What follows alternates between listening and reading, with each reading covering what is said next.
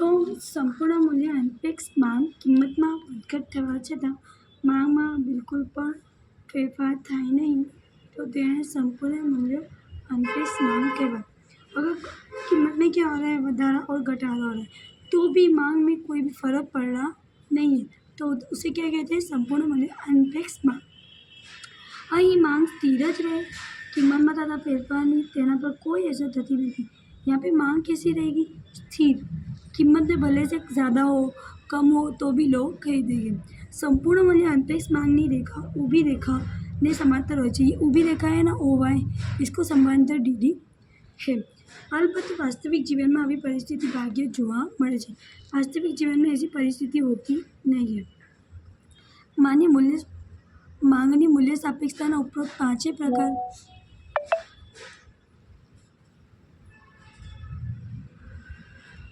एक ज आकृति नीचे मुजब है। OY OX ये सारी मांग रेखाएं D1 D2 D3 ये सब मांग की रेखा है।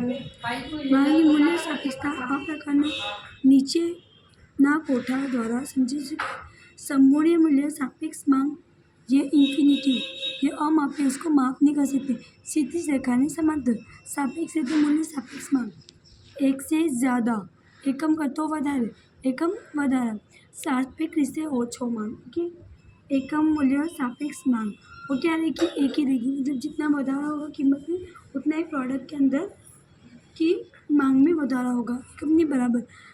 रेक्टेंगुलर हाइपरबोला सापेक्ष રીતે मूल्य अनपेक्ष यानी एक से ज़्यादा सॉरी एक से कम एकम करता ओછી सापेक्ष રીતે વધુ तीव्र ढाल यानी वो मैंने बताया था ना ऐसी थी वो। संपूर्ण मूल्य अनपेक्ष मान 0 यानी कुछ भी फर्क पड़ेगा नहीं, ऊभी रेखा ने समांतर। मांगनी प्रति मूल्य सापेक्षता मांगनी मूल्य सापेक्षताનો વિચાર કરતી વખતે અત્યાર સુધી આપણે એ ધારણા સેવી હતી કે કોઈ એક વસ્તુની માંગ અન્ય વસ્તુઓથી સ્વતંત્ર હોય છે। कोई भी वस्तु की मांग अन्य वस्तु से स्वतंत्र यानी तुम्हारी प्रोडक्ट की मांग कितनी भी बढ़ जाए घट जाए दूसरे से कोई फर्क पड़ेगा नहीं, ठीक है, वो स्थिर ही होगी। परंतु वास्तव में हर हमेश तेम होतुं नहीं, लेकिन वास्तव में ऐसा होता नहीं है। सामान्यतः मतलब जनरली वस्तुओं मांग एक बीजा साथे संकळायेली छे। एक बीजा साथे संकळायेली मतलब जैसे कि दूध और चा का ले लो। अगर चाय की कीमत कम हो गई तो लोग चा पीना ज़्यादा चालू करेंगे और उसकी वजह से दूध भी खरीदना पड़ेगा। એટલે કે કેટલી વસ્તુઓ એકબીજાની પૂરક હોય છે જ્યારે બીજી કેટલી વસ્તુઓ એકબીજાને હરીફ यानी કે उसकी जगह पे वो वापर सकते, चाय की जगह पे कॉफ़ी वापर सकते। दाखला तरीके चा और कॉफ़ी अथवा खांड और गोड़ एक बीजानी अवेजी वस्तु है। अवेजी यानी इसके बदले अपने ये यूज़ कर सकते। જ્યારે पेन और शाही अथवा तो ट्रांजिस्टर बैटरी सेल एक बीजानी पूरक वस्तुओं है। पूरक यानी एक दूसरे पर डिपेंड है। આવી વસ્તુઓના કોઈ વસ્તુની કિંમતમાં ફેરફાર થાય તો તેની સાથે સંબંધિત વસ્તુ उससे जुड़ी हुई वस्तु पूरक वस्तुओं के अवेजी वस्तुओं की मांग में પણ ઘટાડો થાય। अगर कोई जैसे कॉफ़ी की मांग चाय की मांग में घटाड़ा हो गया तो जाहिर सी बात है दूध की मांग में भी घटाड़ा हो जाएगा, क्योंकि चाय इंसान को बना पाएगा तो उसके बाद दूध होगा तभी ना। तो ये एक एग्जाम्पल है, दाखला तरीके समझा दिया। मांग में परंतु साथ कॉफ़ी की मांग में पर વધારો થવા પામશે और उसके साथ क्या होगा, कॉफ़ी की मांग में भी વધારો। એ જ રીતે ટ્રાન્ઝિસ્ટર રેડિયોની કિંમતમાં વધારો થતાં તેની માંગમાં ઘટાડો થાય છે અને સાથે બેટરી સેલની માંગમાં પણ ઘટાડો થાય, क्योंकि दोनों क्या है, पूरक वस्तु। ये होगी ट्रांजिस्टर तो ही बैटरी काम आएगी। ऐसा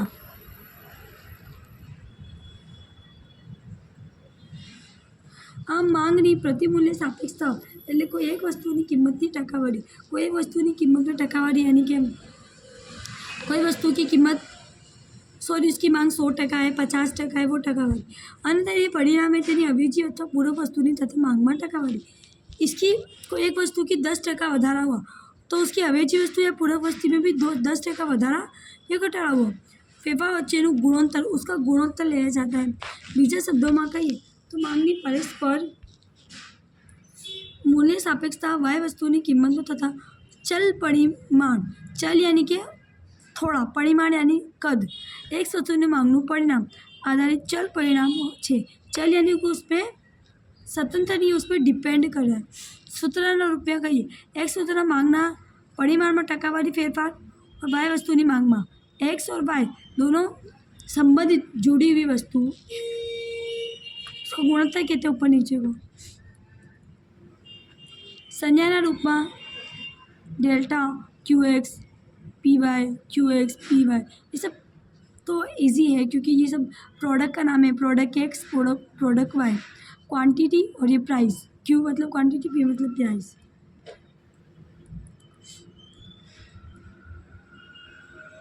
ये समझा देती हूँ। क्यू एक्स यानी एक्स वस्तु की कीमत का फेरफार, वाई यानी वस्तु की कीमत में, वाई वस्तु की कीमत दोनों वस्तु है। एक्स वस्तु की मूल मांग, उसकी एक्चुअल में कितनी मांग है खरेखर। पी वाई यानी कि वाई वस्तु की मूल कीमत यानी कि जितनी उन्हें खरीद के लाए हैं उतनी। भौतिक पद्धति अथवा बिंदु पद्धति। मार्शल है मांग रेखाना कोई एक बिंदु है मूल्य सापेक्षता मापवा माटे बीजी एक पद्धति पर सूची। मांगना रेखा, मांग रेखा ये डीडी, मांग रेखा होती है ना डीडी, वो कोई एक बिंदु दो होते हैं यहाँ पे। मूल्य सापेक्षता माटे बीजी एक पद्धति पर सूची। दूसरी पद्धति भी बताई जी भौमितिक पद्धति तरीके रखવામાં આવે છે। जो दूसरी पद्धति को क्या बोलते हैं, भौमितिक, क्योंकि वो ग्राफ में शो होती होगी। बॉम मतलब स्केल को यूज़ करके। अगाऊ આપણે જોઈ ગયા છીએ કે માંગની રેખા પરના દરેક બિંદુ મૂલ્ય સાપેક્ષતા જુદી જુદી હોય છે। મૂલ્ય અનપેક્ષ, મૂલ્ય સાપેક્ષ, મૂલ્ય ઓછા, वो सब चीज़ें हमने देखी ना। बिंदु पद्धति मांग रेखा पરના कोई एक आपेल बिंदु पરની मूल्य सापेक्षता है। कोई भी एक बिंदु परથી बिंदु पद्धति कहाँ से स्टार्ट होती है, बिंदु से। ठीक है, તે જાણવા માટે તે બિંદુના જમણી બાજુ, જમણી यानी मालूम है ना, लेफ्ट राइट वाला प्रमाणे ते बिंदुना डाबी बाजू, जमणी बाजू, डाबी बाजू वडे भागवामां आवे छे। भागवामां एनी भागाकार करते हैं। बिंदु पद्धति ने समझवानी सरल रीत मांगनी सीधी रेखा ध्यान में लेवामां आवे छे। मांगनी सीधी रेखा ऐसे रहती है ना वो। हाँ, हकीकत उपरोक्त दर्शावेल आकृति द्वारा स्पष्ट थाय छे। उपरोक्त आकृति में ए ई मांग रेखा है। कौन सी है, ए ई दिखा दूँ मैं एक बार। ए ई मांग रेखा है। डी सी ये सब, ये एक से कम मांग, एक मांग, एक से ज़्यादा मांग, या जीरो मांग, मूल्य सापेक्षता।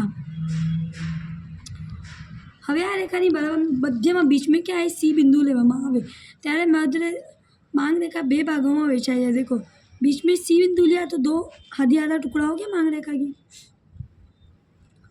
हवे आ रेखानी बराबर मध्यમાં जरा हवे बिंदुना मूल्य सापेक्षता नीचेना सूत्रનો उपयोग કરવામાં આવે। बिंदु मूल्य सापेक्षता मांग रेखानो निचलो भाग और ये उपलो भाग, सीई और सीए, सीई और सीए ई। आ रीते जोता माटे उपરની आकृति ए बिंदु मूल्य सापेक्षता शून्य है, नीचे तो शून्य। बिंदु मूल्य सापेक्षता अमाप है, माप नहीं सकते। एकमनी बराबर है, एक है। एकम करता વધારે यानी एक से ज़्यादा, एकम करता छोटी यानी एक से कम। ये देखो इसमें है ना, एक बराबर, एक से ज़्यादा, एक से कम, जीरो।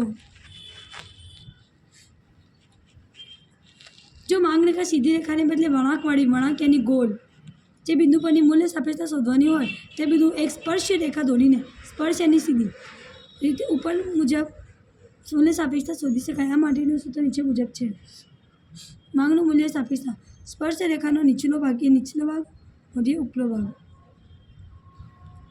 उपरोक्त आकृति में सी बिंदु मांगनी मूल्य सापेक्षता अगाउना सूत्र मुजब नीचे प्रमाणे छे, सीई और सीबी।